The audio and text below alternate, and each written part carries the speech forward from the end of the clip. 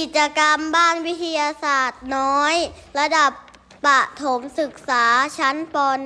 .1 กิจกรรมทดสอบความรู้สึกเรามาทดสอบความรู้สึกจากฝ่ามือ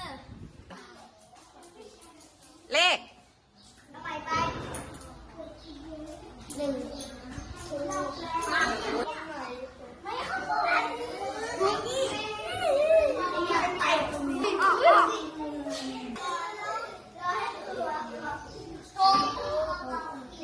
ตรงไหน บันทึกผลค่ะ